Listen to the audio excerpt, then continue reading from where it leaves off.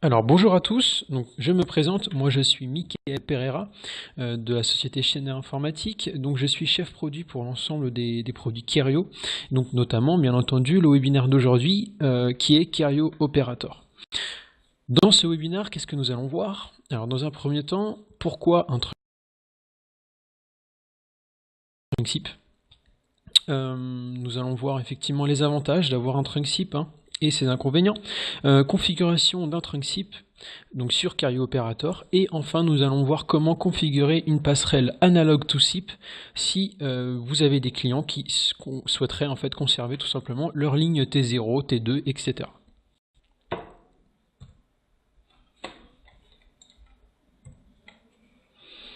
Alors pourquoi le trunk SIP? Dans un premier temps, juste une petite slide en fait vous résumant qu'est-ce que le protocole SIP. Alors le protocole SIP, donc qui veut dire session initiation protocole, est un protocole standard ouvert, donc open source à la base, pour la gestion utilisée dans les télécommunications multimédia, son, image, et donc il a remplacé, ça c'est important, il a remplacé en fait progressivement le protocole H323. Donc maintenant quand on parle de VoIP, on parle du protocole SIP. C'est le protocole qui a été adopté mondialement pour la VoIP. À savoir, alors on a fait un webinaire il y a 2 semaines, si je ne m'abuse, sur pourquoi la VoIP. Ce webinaire, donc on l'a uploadé sur notre chaîne YouTube, donc il est consultable si vous l'avez raté. De toute manière, on verra par la suite dans les ressources, mais vous pouvez désormais en fait aller vous connecter sur YouTube. Si vous tapez Schneider Informatique, vous tomberez sur notre chaîne YouTube et vous verrez donc tous les webinaires et les vidéos de présentation d'ailleurs de notre Web TV sur Kerio Operator. Donc voilà, le protocole SIP, c'est le futur.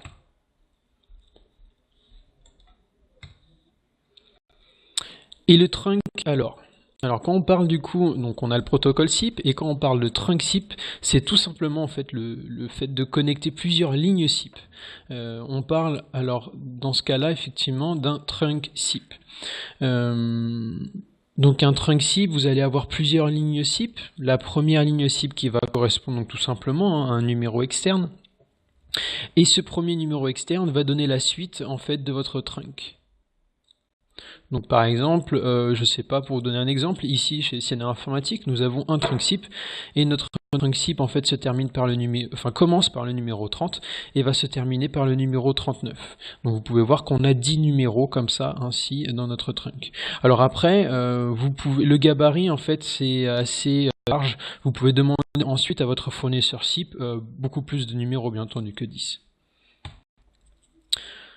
Alors dans un premier temps, nous allons voir effectivement la topologie T0, T2. Donc en fait, ça c'est pas le trunk SIP, c'est la connexion tout simplement au réseau Numéris en fait de France Télécom. Donc Numéris en fait c'est le nom commercial du réseau de téléphonie numérique. Historiquement, il était déployé par France Télécom pour les entreprises. Donc, il est basé en fait sur la technologie RNIS, donc réseau numérique à intégration de services. Et il faut savoir donc que ce réseau propose 2 types de rattachement. Donc on a ce qu'on appelle l'accès de base, donc appelé T0, qui permet jusqu'à 2 communications téléphoniques simultanées. L'accès primaire, appelé T2, qui permet de 15 à 30 communications téléphoniques simultanées. Et donc selon les besoins de l'entreprise, les accès peuvent être groupés. Par exemple, pour une entreprise de 10 collaborateurs, un groupement de 2 ou 3 T0 permet de disposer respectivement du coup de 4 à 6 communications téléphoniques simultanées. Donc nous pouvons voir effectivement donc dans cette topologie, nous avons un premier lien de données qui est tout simplement l'accès Internet desservi par DSL, et nous avons le deuxième lien en dessous, donc qui est la voix et qui passe donc par ce fameux réseau Numéris par un accès de base ou un accès primaire. Et l'IPBX donc qui est hébergé tout simplement dans l'entreprise directement.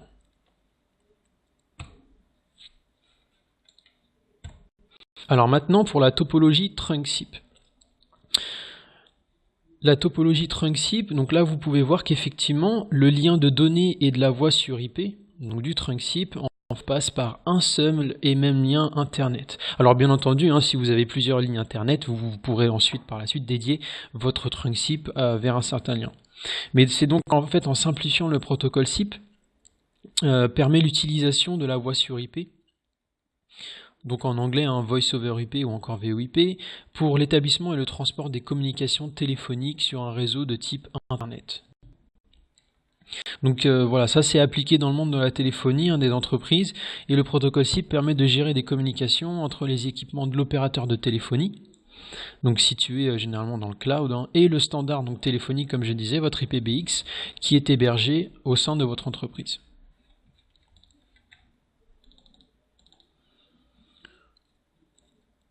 Donc le trunk SIP, c'est donc un service auquel l'entreprise s'abonne auprès d'un opérateur, fournisseur.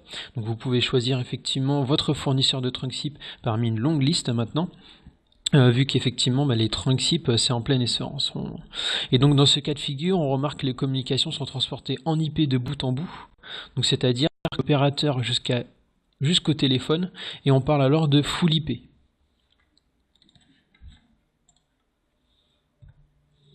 Donc maintenant les avantages du trunk SIP.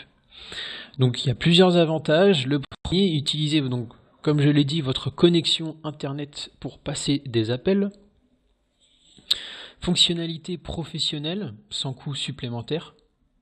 Donc à la différence effectivement du réseau Numéris, des accès primaires et secondaires, des accès de base et primaires pardon, ou parfois ne serait-ce que pour des boîtes vocales, pour avoir un standard téléphonique, des transferts d'appels, parfois ces options en fait sont payantes, donc quand on a des lignes T0, T2, généralement ne serait-ce que pour un transfert d'appel, si vous avez en plus pas d'IPBX hébergé en fait chez vous, il faut appeler votre fournisseur, lui dire de transférer les lignes, etc., etc. Là, avec le trunk SIP et votre carrier opérateur, vous pourrez administrer ça en quelques clics. Et comme je l'ai dit, donc la liberté de choix pour choisir votre fournisseur de téléphonie. Alors maintenant, on pourrait citer deux grands fournisseurs. Alors il y a certains revendeurs, par exemple d'Orange, tels que OpenIP, qui fournissent des trunk SIP, mais vous avez aussi des trunk SIP, par exemple, que vous pouvez maintenant acheter chez OVH. Ils ont d'ailleurs plusieurs forfaits à votre disposition. Ils ont des forfaits illimités, mais ils ont aussi des trunk SIP facturés à la seconde. Et bien entendu, le dernier avantage et le plus gros, j'ai envie de dire, c'est le prix. C'est les économies que vous pourrez faire avec le trunk SIP. Donc comme je disais, les fournisseurs. Chez OpenIP, donc actuellement, nous avons plusieurs trunk SIP. Et donc une ligne SIP, par exemple si on prend le forfait SIP illimité fixe, il est de 13 € par mois hors taxe. Chez OVH, alors les forfaits, en fait, tout est inclus dans un seul et même forfait. Et on parle de forfait illimité directement pour mobile ou fixe. Donc le premier forfait donc, commence avec 20 €, on peut arrondir ça à 20 € hors taxe par mois. Et ensuite, OVH vous propose même directement des connexions en fait internet dédiées avec votre trunk SIP. Alors nous avons un premier choix, c'est-à-dire une connexion ADSL qui commence donc à 40 € par mois. Donc là-dessus, vous pouvez voir que vous avez deux lignes SIP en bas et vous pouvez monter jusqu'à 7 appels simultanés, mais ça on verra plus tard. Et sinon, effectivement, si vous voulez monter avec plus d'appels simultanés, vous pouvez même vous dédier une SDSL pour votre trunk SIP. Donc configuration d'un trunk SIP. Pour configurer un trunk SIP, en réalité, c'est très simple. Pour la mise en place d'un trunk SIP en quelques minutes, il vous suffit que votre carrier opérateur soit relié à Internet. Donc les différents prérequis avant cela, bien entendu, c'est de connaître les téléphones, les numéros externes que vous a donné votre fournisseur SIP, ou si vous avez effectué par exemple portabilité de numéros. Votre nom domaine d'hôte du serveur SIP qu'on appelle registrar dans le langage VoIP. Donc c'est tout simplement en fait le serveur SIP, l'adresse IP du serveur SIP sur laquelle vous allez vous connecter. Et le nom d'utilisateur et mot de passe pour authentification. Votre fournisseur SIP va vous donner un login mot de passe, tout simplement. Les différentes ressources donc, pour apprendre et comprendre la configuration d'un trunk SIP avec votre fournisseur. Alors vous avez un article sur la knowledge base de Kerio, donc vous pouvez y accéder en tapant kb.kerio.com/1732, donc c'est l'article numéro 1732. Et autre ressource donc pour connaître la mise en place d'un SIP avec votre fournisseur, c'est tout simplement d'aller consulter leur base de connaissances. Généralement, ils ont tous des wikis, les fournisseurs SIP, des Wikipédia, et généralement, ils ont des articles pour apprendre et comment configurer, tout simplement faire une liaison Trunk SIP à un serveur astérisque. Étant donné que Kerio Operator donc, est basé en fait sur un serveur astérisque. Donc ça va être le même procédé. Mais on va voir ça ensemble. Donc pour configurer une interface SIP donc et la connecter avec le trunk SIP de votre fournisseur SIP, tout simplement sur Kerio Operator, vous avez juste à passer le wizard d'installation et ça se fait en 4 étapes, ni plus ni moins.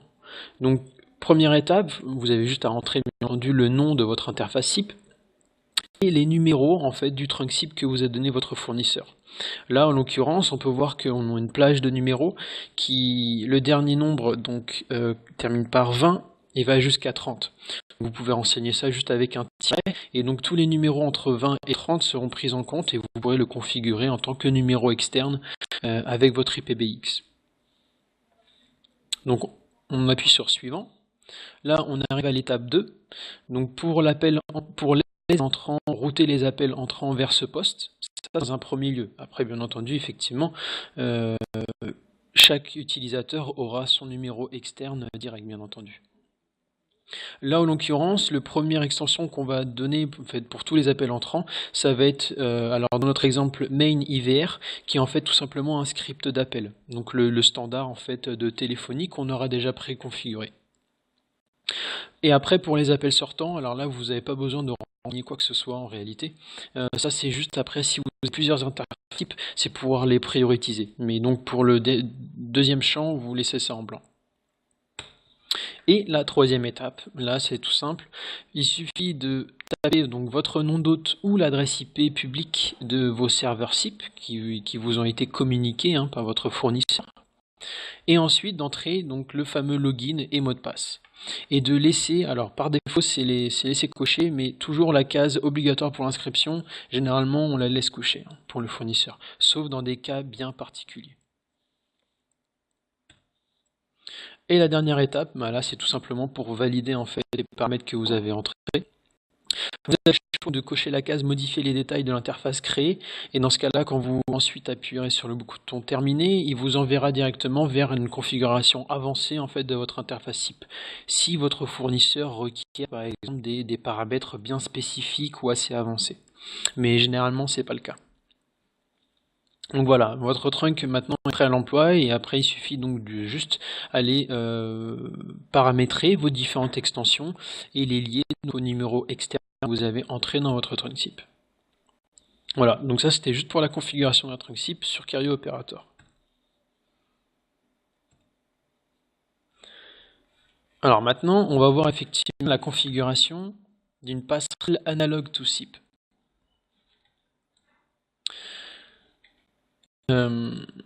Donc la passerelle Analog to SIP va vous permettre effectivement de raccorder en fait des lignes T0, donc un accès de base ou des accès primaires à votre Kerio Operator.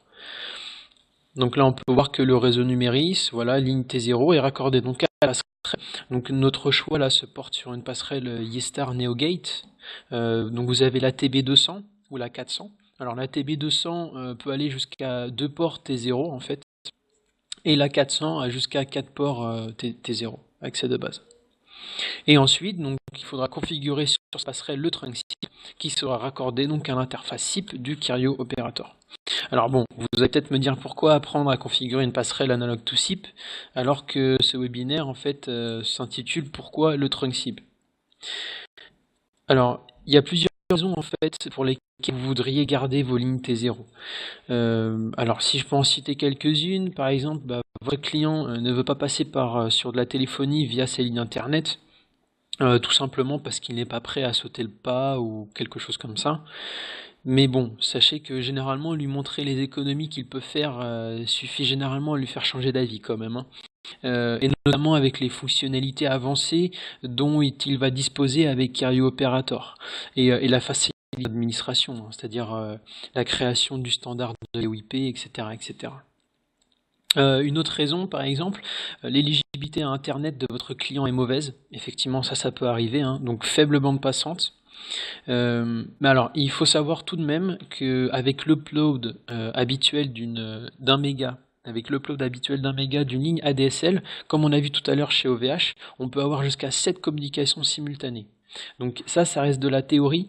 Généralement, alors il faut que la ligne soit stable aussi, ça j'en ai pas parlé, mais vaut mieux avoir une ligne stable avec pas de perte de paquets.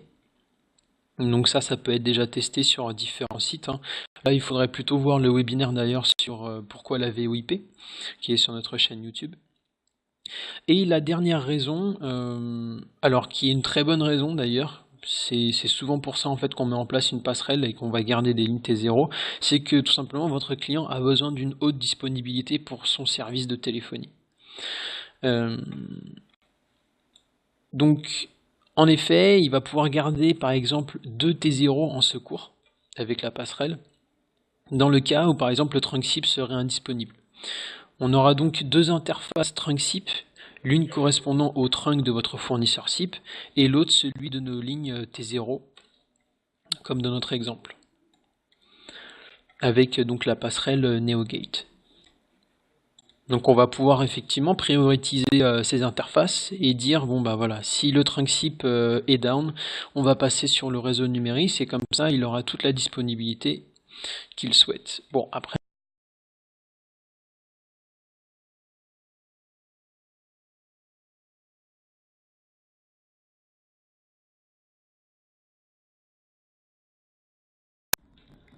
Alors. Donc là, on passe sur la configuration de notre passerelle, donc NAT, comme nous l'avons dit. Donc pour la configuration, en réalité, c'est très simple. Alors vous avez d'ailleurs un article vous parlant de ça sur la knowledge base de Cario, hein. Si vous tapez Yestar NeoGate, vous tomberez certainement sur l'article en question. Là pour le coup, j'ai résumé en fait tout le procédé. Donc la première étape, tout simplement, c'est vous connecter à l'interface web de votre NeoGate Yestar. Et donc d'aller dans BRI Settings, Module List, vous éditez en fait votre premier trunk, hein. Donc là en l'occurrence dans l'exemple on l'a appelé BRI 1. Et ensuite après aller dans les settings pour pouvoir entrer vos différents numéros de vos lignes d'accès de base. Donc là en l'occurrence, donc en dessous, ici où il y a les cercles rouges, vous avez juste à entrer vos deux numéros dans notre exemple pour vos lignes T0. Le premier et le second, donc le premier qui va être finalement le numéro de base de votre trunk. Ensuite, il vous faudra aller dans SIP Settings, donc dans Trunk. Ici, vous allez juste sélectionner donc VoIP Account, donc compte VoIP. Vous aurez juste, donc bien entendu, à sélectionner le type qui est SIP et l'UDP en fait pour le transport, hein, du protocole. Et ensuite, vous avez juste à entrer donc votre premier numéro de téléphone externe T0 dans le champ Account, donc qui va correspondre au login en réalité, et de choisir un mot de passe donc complexe, hein, si possible, s'il vous plaît, un mot de passe complexe. Et vous avez juste à sauvegarder et appliquer les changements.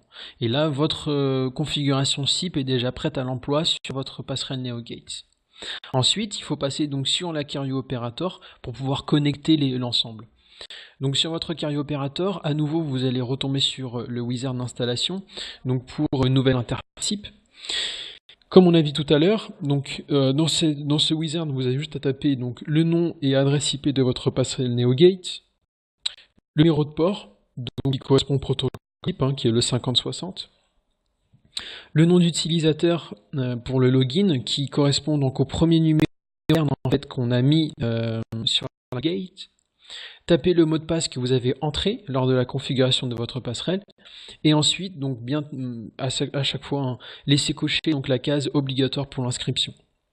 Et là, votre configuration est terminée et vous pourrez voir que désormais, donc votre carrier opérateur discute avec votre passerelle NeoGate. Alors là, c'est l'exemple par exemple d'une solution clé en main. Donc si on parle uniquement de TrunkSIP, donc ça c'est le premier scénario si vous avez déjà une ligne SDSL plus une machine dédiée. Alors il vous suffira juste de l'achat, admettons, d'un Carrio Operator. Donc ça c'est une solution clé en main pour 15 utilisateurs.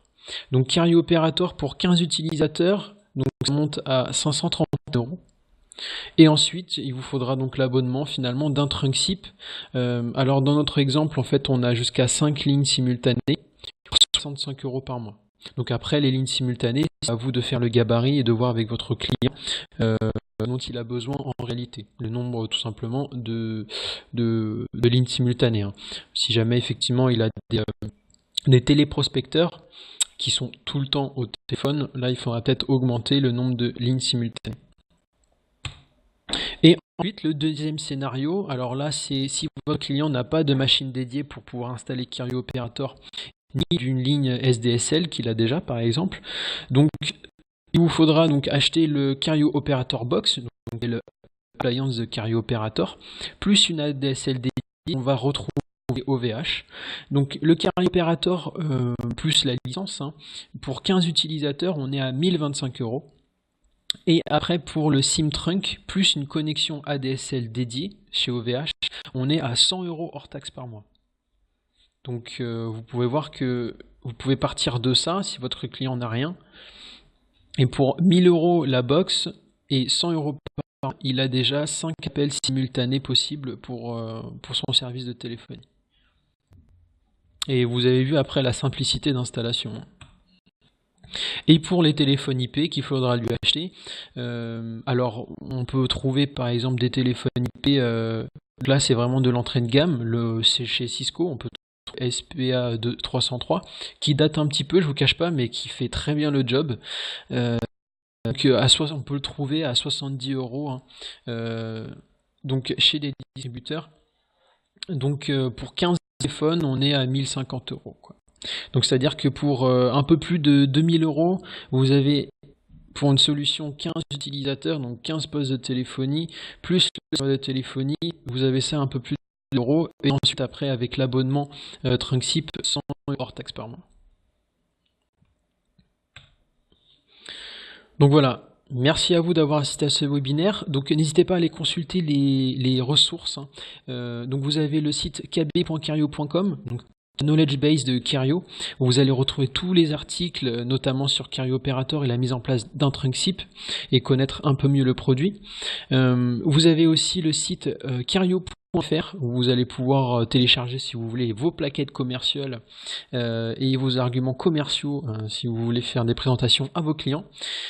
La chaîne YouTube, CNR Informatique, alors n'hésitez pas à aller consulter notre chaîne YouTube, nous avons pas mal de vidéos, notamment sur Carrio Operator, de notre Web TV, donc présentant des petites choses, et puis notamment aussi des webinaires sur Carrio Operator, mais notamment aussi les autres produits. Notamment nous avons lancé, alors là c'est vraiment dans les prémices, notre blog. Donc vous pouvez consulter blog.cnrinformatique.com pour des articles aussi techniques, et cette fois-ci en français, sur les différents produits Carrio. Et donc si vous avez quelques questions, quoi que ce soit, donc qui vous viendraient pas en tête là dans ce webinaire, n'hésitez pas donc à me les poser directement à support@cnrinformatique.com.